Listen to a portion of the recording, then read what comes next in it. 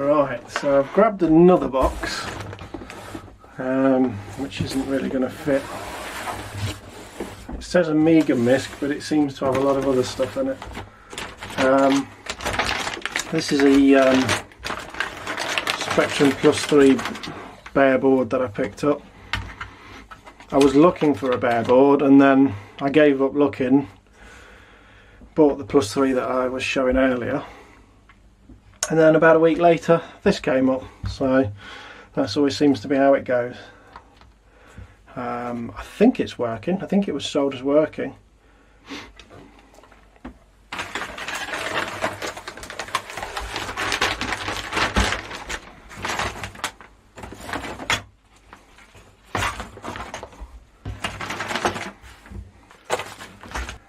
A few random cables and things here by the looks of it. Okay, not sure what these are.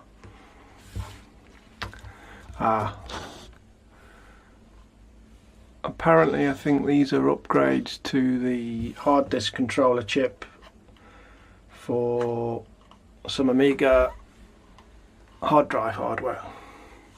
Probably the A590 controller on the Amiga 500, and there's also a card in the A2000 which is pretty much the same hardware as the A590.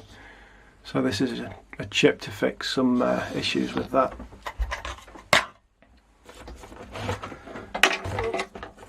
And a 68K Motorola chip. Another eBay purchase, I think. Now this is an interesting one. This is a BBC Micro floor turtle. I didn't actually buy this, somebody gave it to me. The company that I worked at, where we were doing the Deltronics box work, they actually had a load of BBC Micros, which at the time they were getting rid of. And I didn't think to have one because I wasn't that interested back then. A friend of mine, he had a Micro, and he also had the floor turtle. He emigrated to America, and he didn't want to take this with him, so he gave it to me, and I've just had it ever since. I have looked for the control box for these. You don't see them online. When they come up, they generally come up as a control box plus the turtle. And the last two I saw, I think one sold for 180 and the other one for about 240, something like that. I know there is somebody doing a project where they've recreated the control box unit for this, so that again could be an interesting project to have a go at, see if we can get this thing working. If you don't know what this is, it basically draws lines on the floor based on the commands that you send to it. This bit sticking up, you can see it down here in the middle. You put a pen into that, you can see it on the underside here, and then it can raise and lower the pen, and then the commands that drive it around on the floor will allow it to draw different patterns as it moves along.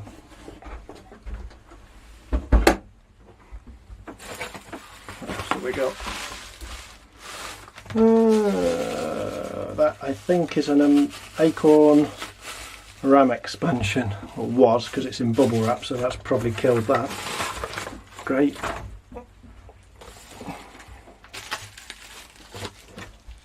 think that's a cassette player. It's not really relevant to this.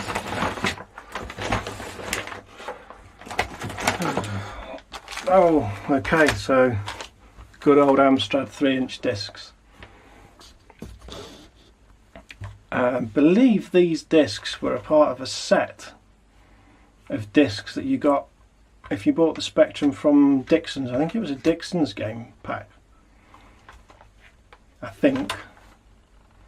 I'm not entirely sure. I know I had a set of discs and some of them got overwritten. I've not been able to figure out what games were on all the other discs.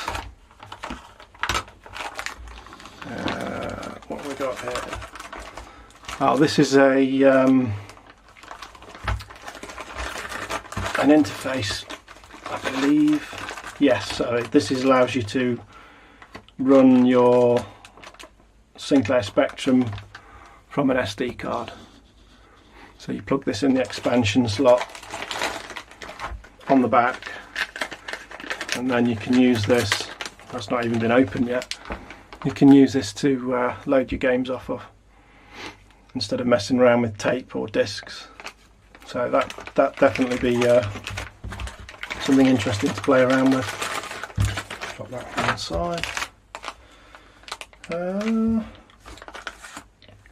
It says modern laptop memory. That doesn't belong in here. What else have we got?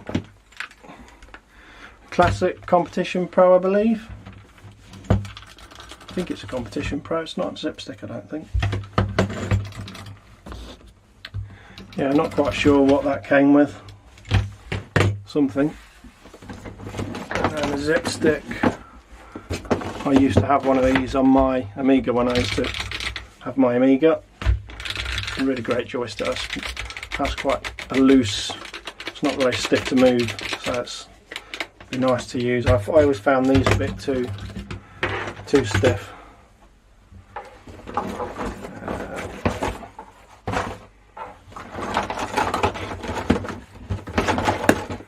And again, I think this came with something that I bought. It may have come with, or it came with the Amiga, one of the Amigas.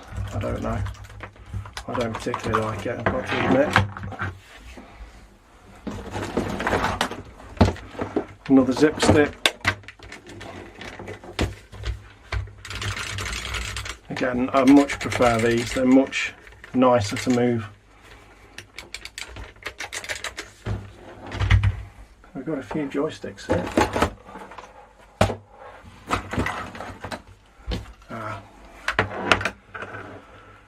RoboShift joystick and mouse port switcher. I never actually used these, but I spotted them, so I thought, well, they could be handy for the Amiga. I think the idea is you can have a joystick and a keyboard, a joystick and a mouse plugged into each of the joystick ports at the same time, and then depending on which one you activate, if you use the joystick, then it switches to that. If you use the mouse, it switches to that. So it saves having to plug joystick leads and mouse leads in and out of the ports. Some more RF leads and things. This is one of my original Amiga joystick extensions that I actually made up myself.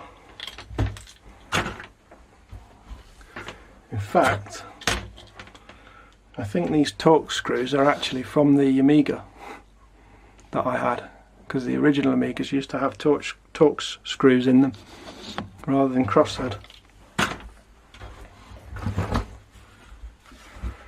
Amiga 500 modulator, nothing exciting there.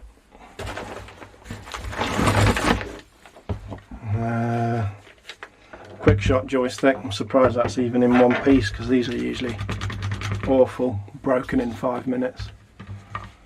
Yeah.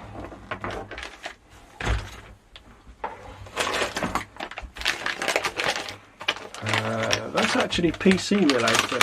It's kind of retro, but more for a 486 project that I want to do. That's actually a Daytel Action Replay for the PC. Don't think that there's many of these around.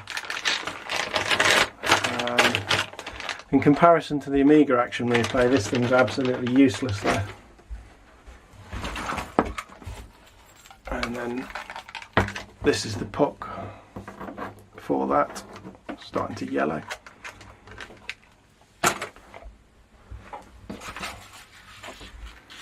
I think these might be Motorola processor sockets. I'm not going to open those, and these are probably processors, yeah, 68030 for an accelerator. Yeah, this is what this is. This is an order of a load of parts to build a TF530 accelerator for the Amiga.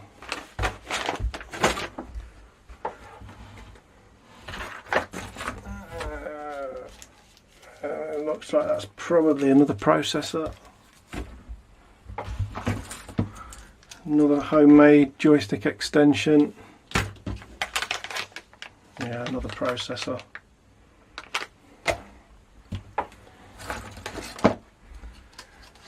Amiga 500 keyboard thing, control board, whatever you call it.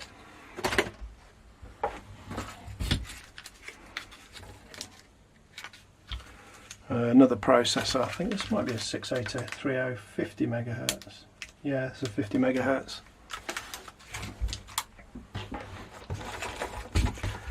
Well, doesn't get much more retro than that. Loads of disc labels in it.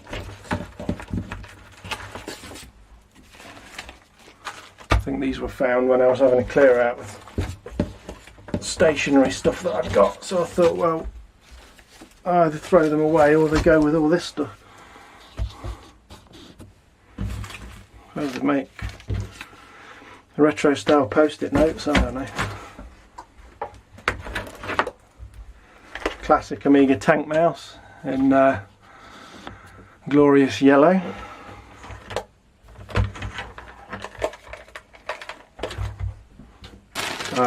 Okay, this is an adapter, and what this allows you to do is plug a standard PS2 keyboard into an Amiga 500 directly on the main board.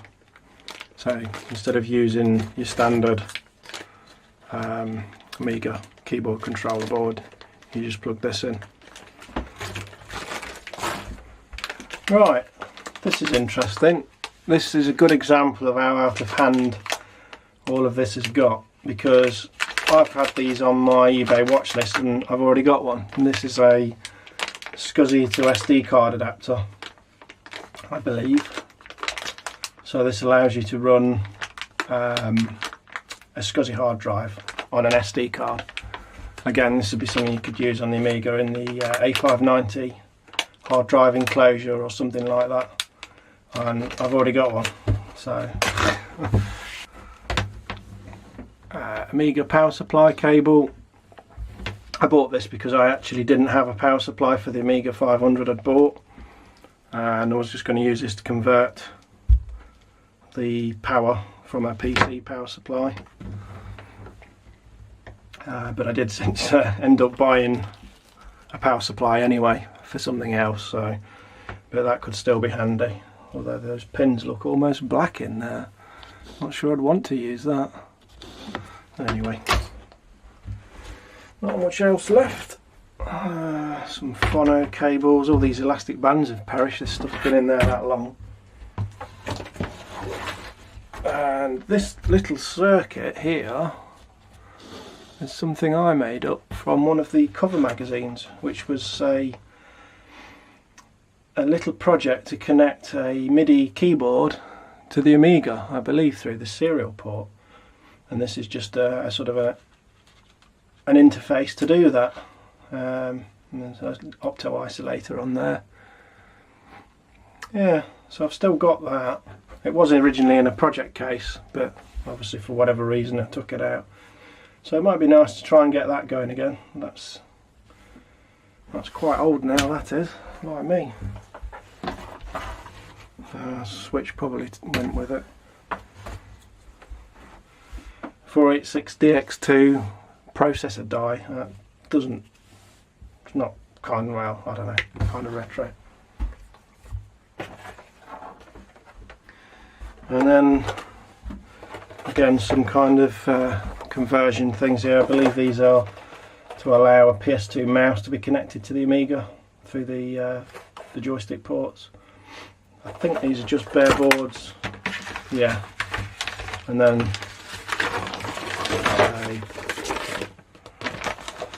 this is obviously a project.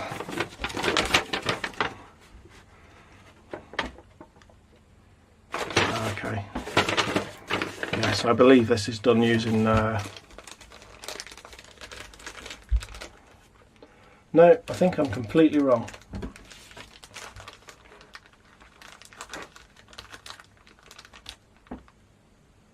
I don't know.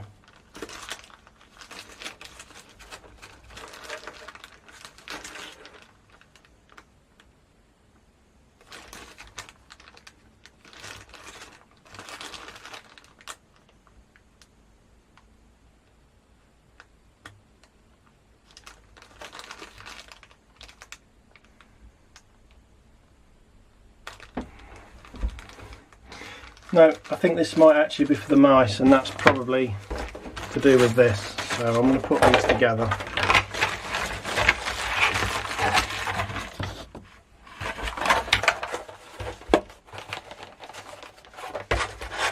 Oh, now I've got a bloody great mess in here to tidy up. Brilliant. Fantastic. Oh, there's one more thing here. BBC Retro Kit.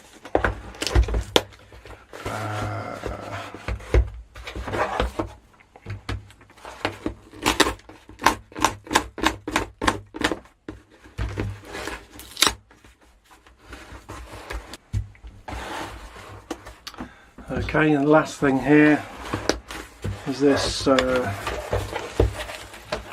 again this is BBC Micro related, so I'll probably put this in with the other stuff. It's a retro kit, and it gives you a whole variety of functionality on the BBC, that's it, data center. So you can run software from either SD or USB, I think, things like that. It gives you a whole load of extra functionality. So that's another, that'll be an addition that I want to include on the BBC build when I do it. So, yeah, there's a lot of stuff here, a lot to deal with. It's just getting on with it now. There are more boxes. I think the majority of the other stuff is Amiga related, and there's some Spectrum stuff as well to go through, but I think I'll leave it here for now because this video is far too long as it is. What I will eventually be doing then is I'll do a video on each thing as I go through these things, as I install them, make use of them or repair them. I'll do videos on each individual thing. So there's plenty here to get going at. Thanks for watching. Goodbye.